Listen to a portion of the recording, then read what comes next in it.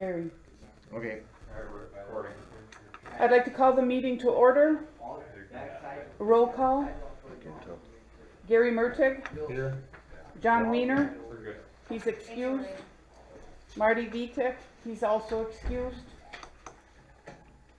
Rich Huber Here. and myself, we're here. So we do have a quorum. All right.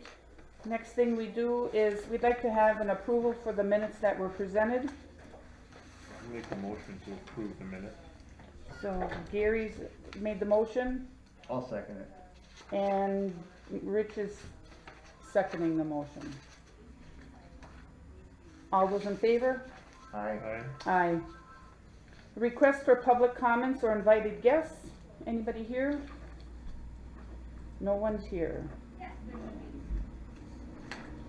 Snowmobile, ATV trail and business, Bill Chandler or Chris Hoffman. Bill has a doctor's appointment today. I talked to him last night, he called. He said there's really nothing to report other than it's normal summer work. They're out brushing and mowing and fixing what needs to be fixed and where it needs to be fixed, so. That's all I know. Alright, that was easy. Number 6 is the recreational officer, Bruce Jonas. This report from June 1st through July 31st. 10 citations for ATV and 33 written warnings. 2 complaints of ATVs trespassing on NFL property. We had 1 fatal ATV crash and 1 property damage ATV crash. And just so you all know, when you're speaking, you're allowed to take your mask off while you're talking, so you don't have to try to talk to it because it's really hard to hear through them. Bruce, thank you for the report. The death that happened, was that, Yes, where was that at again, remind me? Mercer Road. Oh, that way, yeah. All right. Next is the fish biologist. Nothing. No report. And for the biologist report, Jenna? Nothing. No report.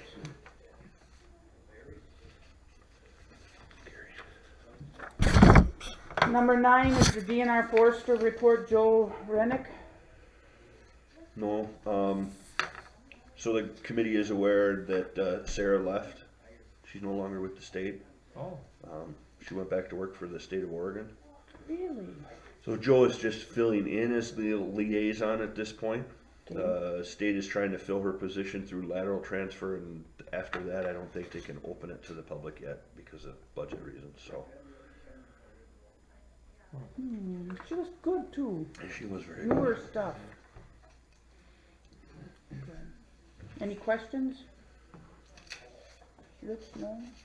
No, this was the what's this next?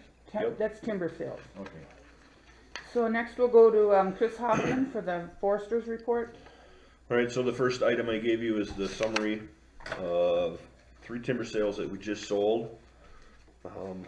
Everybody's aware, or I hope is aware, that the Verso mill in Wisconsin Rapids and Duluth has shut down. And as of right now, there's nothing going on there. So moving hardwood pulp in central and northern Wisconsin is difficult at best, and the further you get away from central Wisconsin, the harder it gets.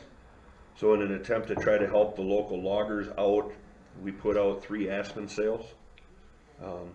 These sales are, this property is property that would have come up on the schedule in the next 2 years anyhow. We just bumped it ahead. It fits within our management plan to do that.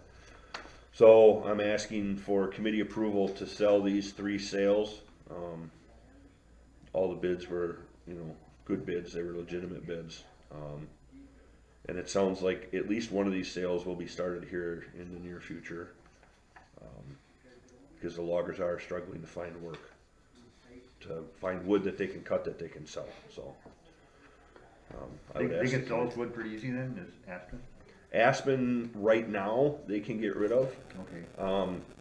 The concern is everybody's going into aspen because the hardwoods become so hard to sell. Yeah. That the aspen markets may tighten up too.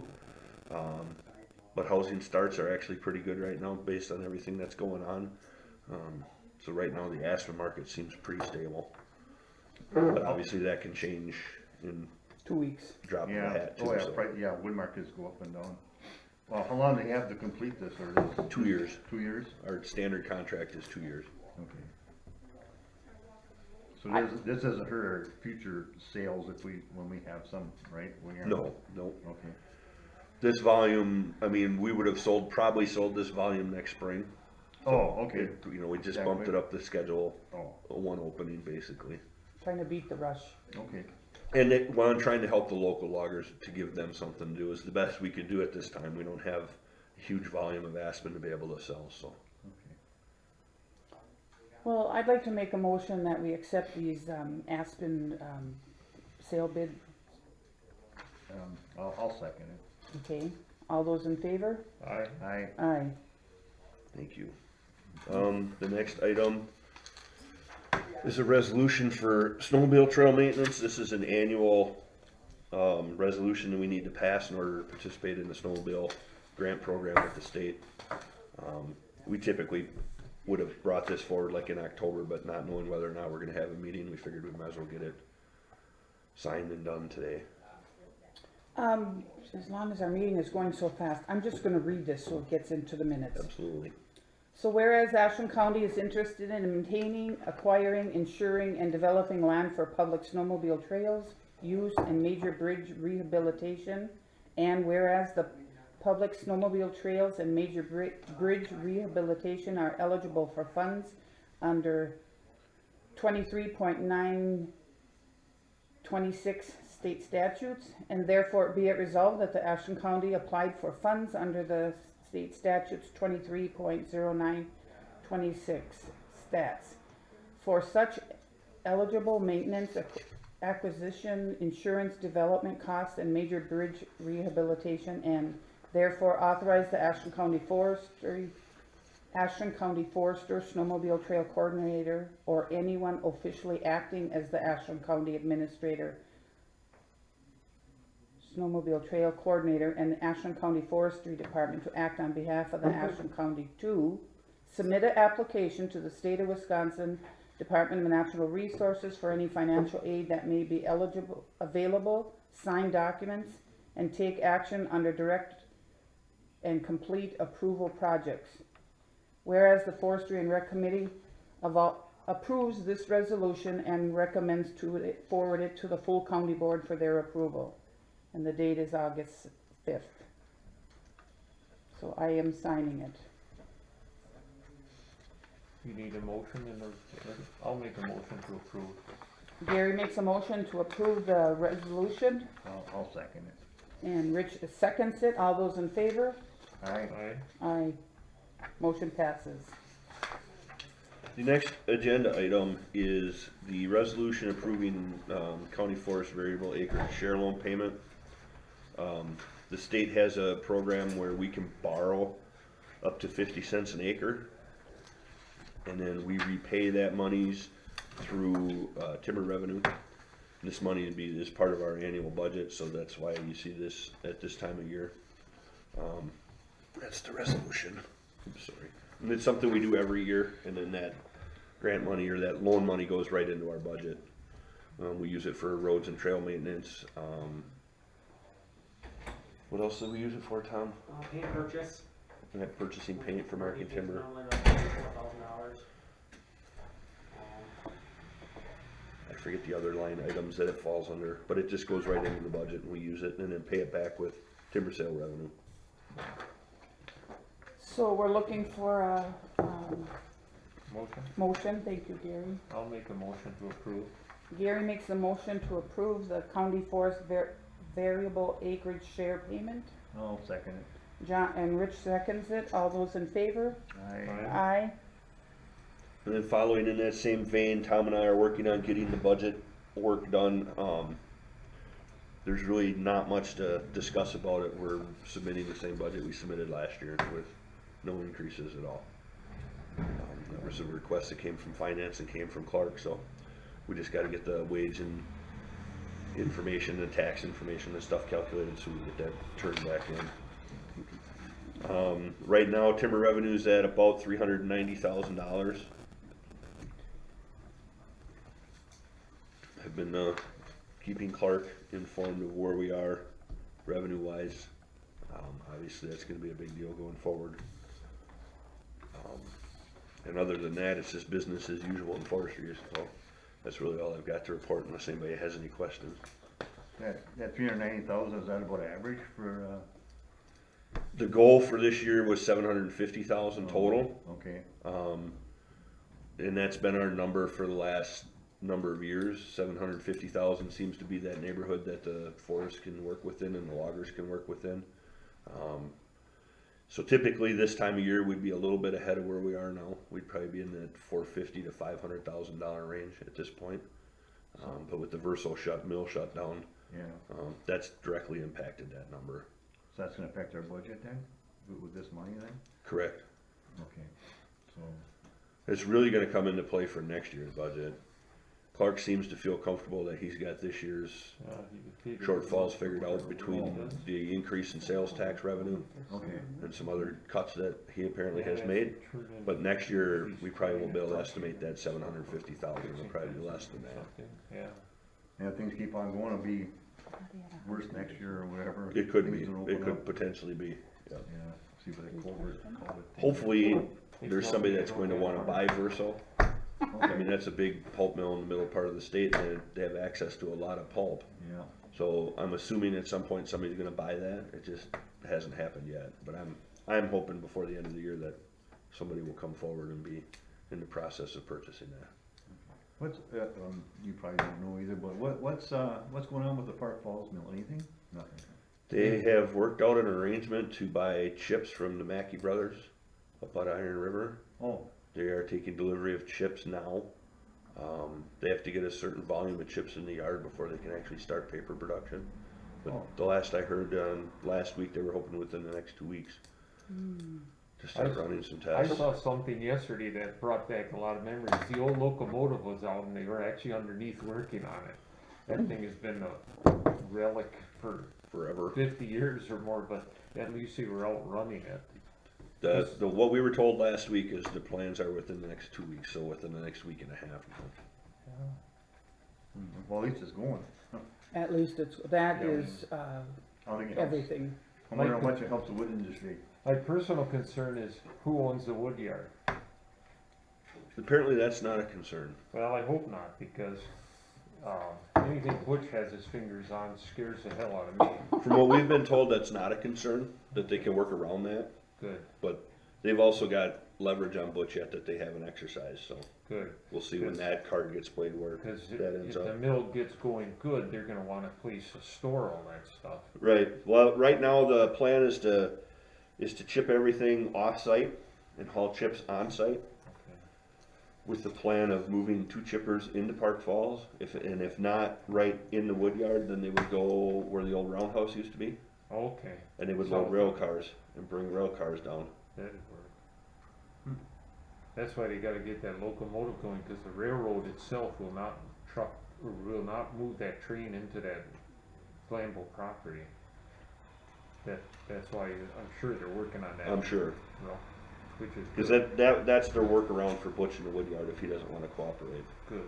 is to go down there where the roundhouse used to be. Who actually owns Park Falls paper mill then? The paper mill is owned by a gentleman from Hong Kong, Oh, really? Tony Yang or something Yeah. like that. He's a Oh, is he? multi-billionaire apparently. Oh, And one of his business models is to buy struggling forest products industries and rehab them and refurb them and get them up and running again and then resell them. oh, wow, that's pretty good. So he has actually put quite a bit of his own money into this project already, his own personal money. So Okay, he's got a really good crew of people hired, people with a lot of expertise making paper in the state of Wisconsin. So oh, yeah, oh, that's good, we're hopeful. yeah. All right, any other business? maybe, Chris, maybe you can answer this. I noticed on the vouchers that Bill Chandler's for the month, he put in $2,500 for the month. But he doesn't have anything for the other months. Do you know if he's combining 2 months worth of work, or? And I do not know. He forgot to bring he forgot to bring down one, I think, May. Okay, That's why they all both ended up on June. okay, that's, cause normally, some months he would charge $800 or $900 a month for his wages, but now he's got $2,500. So So it did get doubled up. Yeah, yeah. so that's what Kathy that thought is. she sent the stuff down and I made a phone call and it just got mixed up that they forgot to send down the payment. All So right. that's why they're both on the same one. Absolutely okay. Thank you for clarifying that too. For the, any other business, I'll sign that one too, okay. what's, the meeting we had before this with all the people that were here? Yes. So what's gonna happen now? We never had a meeting yet with any of them, or where's that at? Nobody's gotten back to my office. I've had conversations with Bill Chandler, and he had to have a heart procedure done. Yep, I believe that's why he's at a doctor's appointment today. okay, And I was told that as soon as he's cleared by his doctors to go back to a meeting, they're gonna have another Alliance meeting and deal with their issues. is that just gonna be for the Alliance, or are we involved with that too? Assistant Alliance meeting at that point. Yeah, see, that's a confusing thing for these people in the audience. They don't understand. We don't control that alliance. They keep bringing their grievances here, but technically their grievances are within the alliance. They need to either get the majority of their folks on the alliance and do the work, or quit complaining. Because in all honesty, we don't control the alliance. We're kind of like a funnel. We get money from the state, and we pass it through provided it's all legit. They have some legitimate concerns, but it's not with us, and yet they keep coming here. And I don't have a problem with them coming here, but their problem is to go to the alliance and straighten it out. And they need to get involved in the alliance. But every time they have a vote, they elect Bill, so I don't see where they've been coming for years. Well, that's been a problem as long as I've been here, is the lack of involvement by club members in what's going on. And I think that's starting to change a little bit, and I think it's gonna resolve itself here before summer's done. Yeah. I think the issues will be resolved. Well, I'd like to make a suggestion that, the way I see it, you know, it's all one side and then none on the other side. With these clubs that are actually doing work for nothing because they don't, you know, they don't get paid for anything. But if they do work for the Snowmobile Alliance, once in a while they get paid, I think. That's what one of them said in the audience at one time. But what I would suggest is that on the committee, what is it, 14? 14 on the committee? I don't know. I think, or something. I think originally there was, I think there was 10 originally, but the Clam Lake Club has stopped working with the Alliance a number of years ago. Oh, okay. So I think there's 8. 8 only? It's 2 per club. Okay, And there's a Butternut Club, Glidden, Mellon, and Ashland. okay. So each volunteer club has 2 members on Correct. the committee Correct. That can vote. that can vote. So it shouldn't be lopsided like, you know, the club versus the people that just run for the election and get in. It's snowmobile clubs that get in there. Right. Okay. Well, that should resolve itself, like you said, if they got enough people there. But another thing that I think that should be in writing someplace in bylaws is that any member of a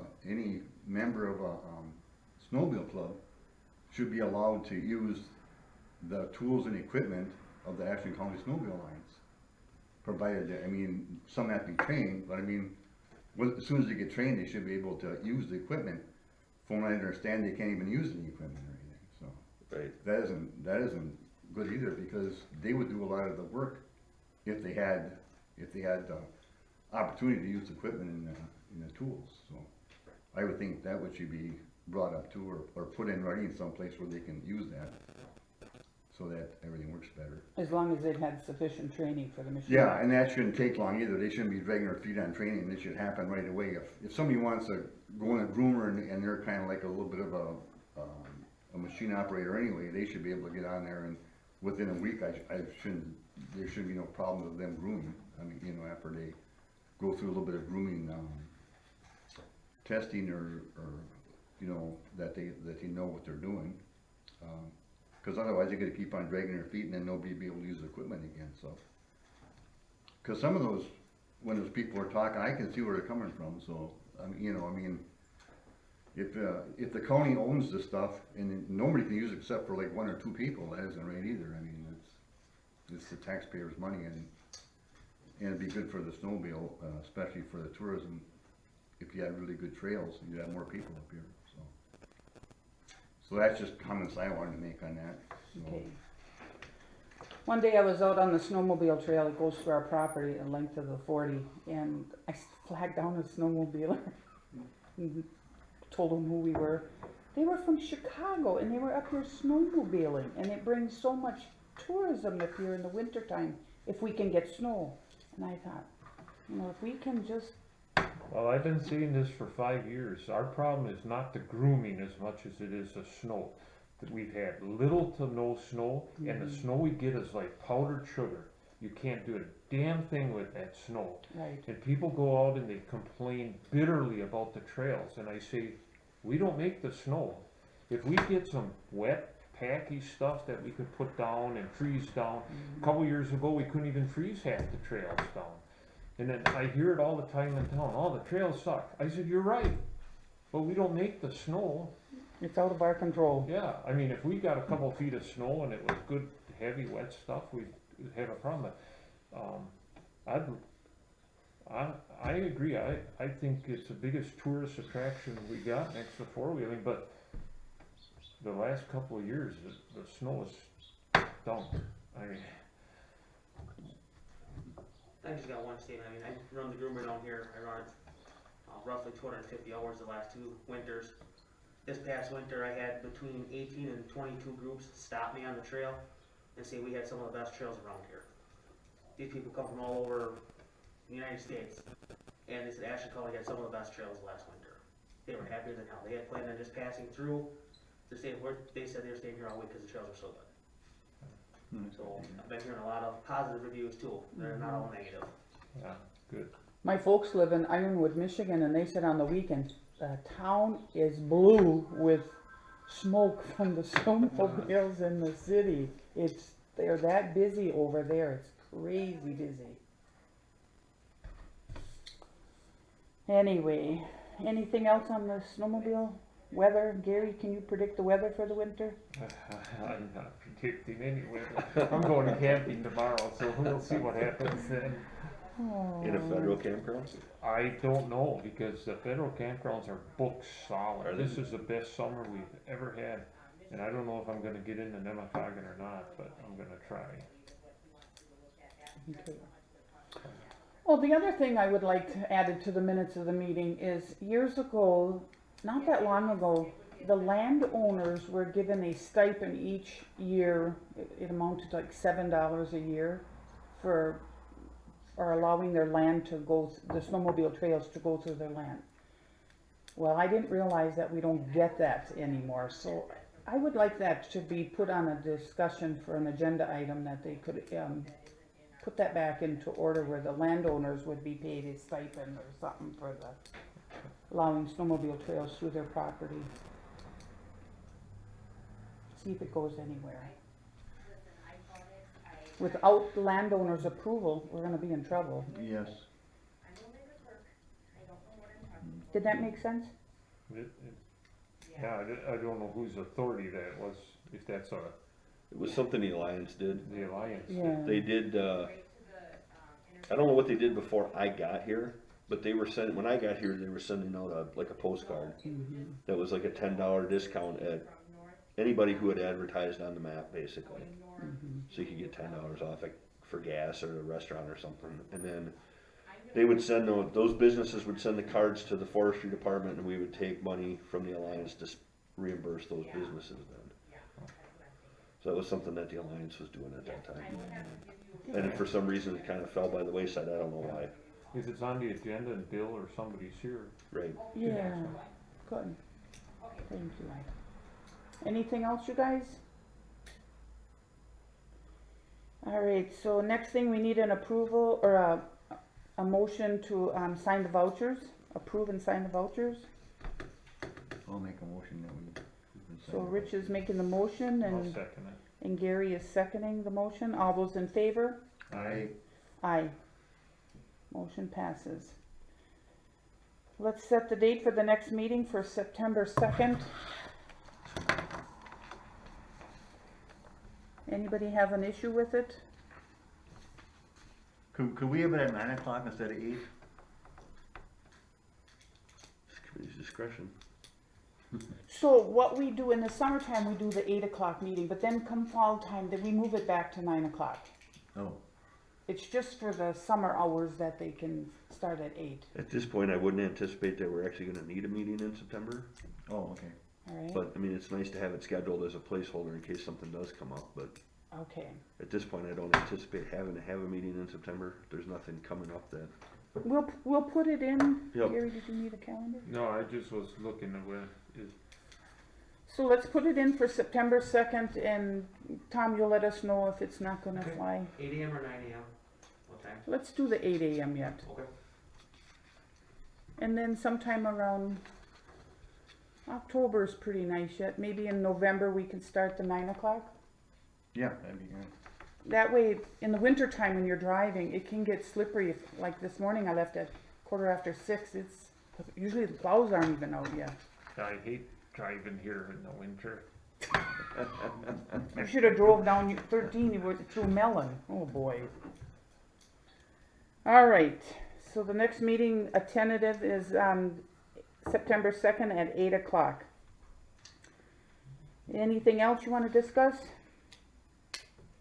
I'll take a motion to adjourn the meeting. Also moved. Gary makes a motion, I'll second it. and Rich is seconding the motion. All those in favor? Aye. Aye. Meeting's adjourned. Thank you. I'll go back to my safety.